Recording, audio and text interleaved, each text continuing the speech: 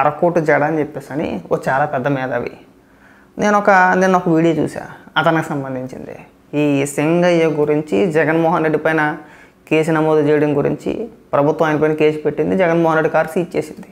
దానికి సంబంధించి అతనిదొక విశ్లేషణ. ఆ విశ్లేషణ చూసిన తర్వాత ఇతను నన్ను అడిగితే ఆయన వృత్తికి రాజీనామా చేయడమే మంచిదేమోలే అనిపించింది. ఆయన చాలా సందర్భాల్లో చెప్పుకొచ్చాడు, నేను పలానా అని చెప్పేసి అని. నిజంగా ఆ వృత్తికి నిజంగా రాజీనామా చేయడమే మంచిది. ఒకవేళ నిజంగా ఈయన ఆ వృత్తిలో కొనసాగుంటే కనుక అమాయకుల జీవితాల్ని బలి చేసేది. ఆయన ఏమైనా మాట్లాడతాడంటే సింపుల్గా, ఇప్పుడు ఒక ట్రైన్ యాక్సిడెంట్ జరిగింది, ట్రైన్లో 300 మంది ప్రయాణిస్తారు, ఆ 300 మంది పైన కేసులు పెట్టేస్తారా అంటాడు. లేదంటే రైల్వే శాఖ మొత్తాన్ని అందరిపైన కేసులు పెట్టేస్తారా అంటాడు.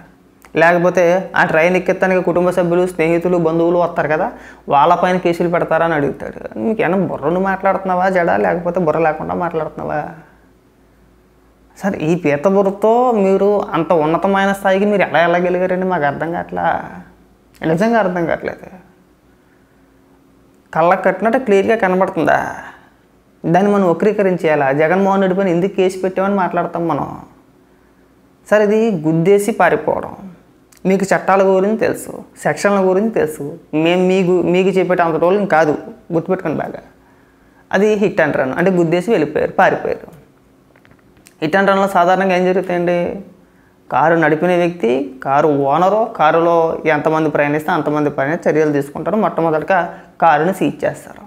అందులో భాగంగానే జగన్మోహన్ రెడ్డి కారుని పోలీసు వారు స్వాధీనం చేసుకోవడం జరిగింది కదా, క్లియర్ కదా ఇక్కడికి. సరే, మరి మీ అరాకొరా తెలివితేటలతో డిబేట్లో కూర్చొని అడెవడో కేకేశాడు కదని చెప్పేసి జూమ్ మీటింగ్లో మనం కూర్చొని తలా తోక లేకుండా మాట్లాడితే మాకు ఇలాంటి సందేహాలే కలుగుతూ ఉంటాయి. మిమ్మల్ని చూసినా, హర్ష్ కుమార్ గారిని చూసినా, లేదంటే ఇంకొకరిని చూసినా వీళ్ళు ఈ స్థాయికి ఎలా వచ్చారా అనే ఫీలింగ్ కలిగేస్తూ ఉంటుంది మాకు. చిన్న లాజిక్ అది అంత క్లియర్గా కనబడుతుంటే మీరు కేసులు వాళ్ళ మీద పెడతారా వీళ్ళ మీద పెడతారని మాట్లాడుతున్నారు. మరి ఎవరి మీద పెట్టాలంటే కేసులు?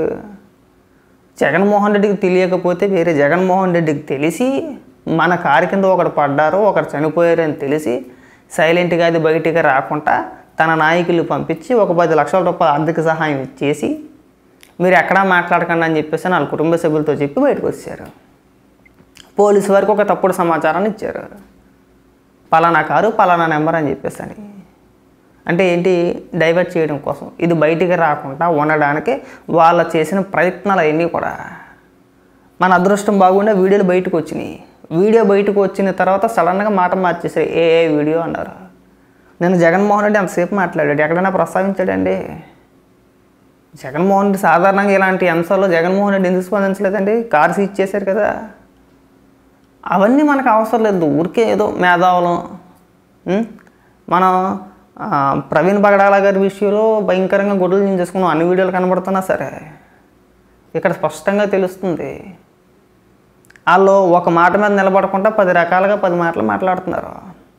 అయినా సరే మనం ఇంకా వచ్చి తలా తోకాలేని లాజిక్లు చెప్పుకొచ్చామంటే మీది బానిసత్వం అండి. మీ పేరు ఎందుకు ప్రస్తావించట్లేదంటే మళ్ళీ ప్రెస్ మీట్ పెట్టి మళ్ళీ ఏడుపుతారు. ఆ ఏడుపు మళ్ళీ దారుణంగా ఉంటుంది, మామూలు ఏడుపు కాదు అది.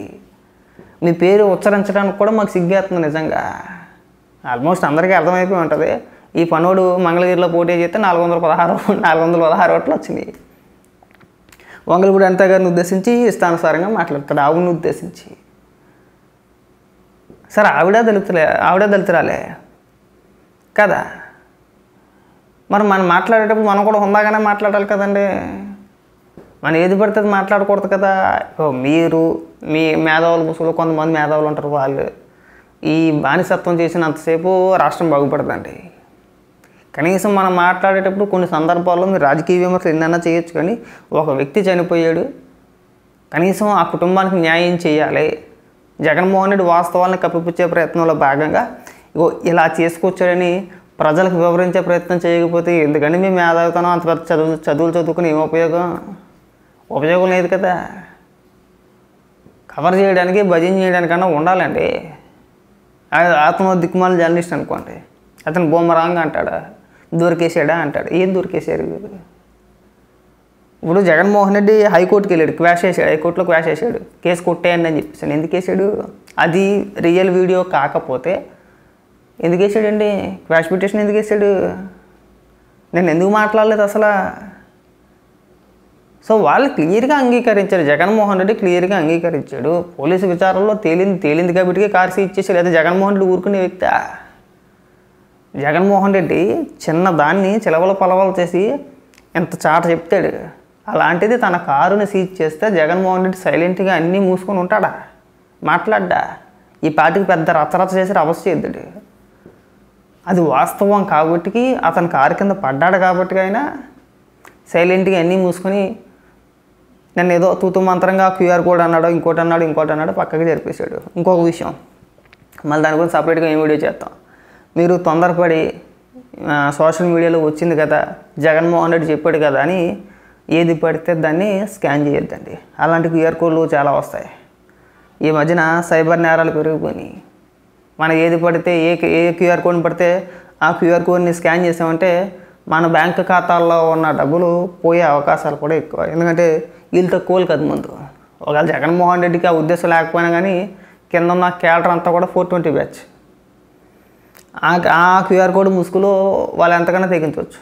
కాబట్టి ఏంటంటే తొందరపడి ఏది పడితే దాన్ని స్కాన్ చేయొద్దు, మీరే నష్టపోతారు. ఎందుకంటే వాళ్ళ తెలివితేటలు ఎలా ఉంటాయంటే ఎంతసేపు మన దగ్గర నుంచి తీసుకోవడానికే చూస్తారు తప్పితే 10 మందికి పెట్టే రకాలు కాదు.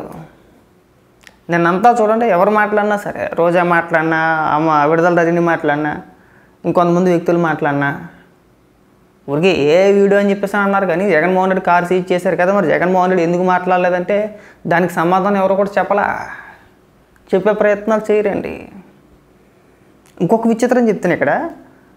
సాధారణంగా ఒక అంశం మీద ఒక డిబేట్ వచ్చింది అనుకోండి, మొదట్లో అంతా సైలెంట్గా ఉంటారు. ఇప్పుడు సింగయ్యదే తీసుకోండి ఉదాహరణకి.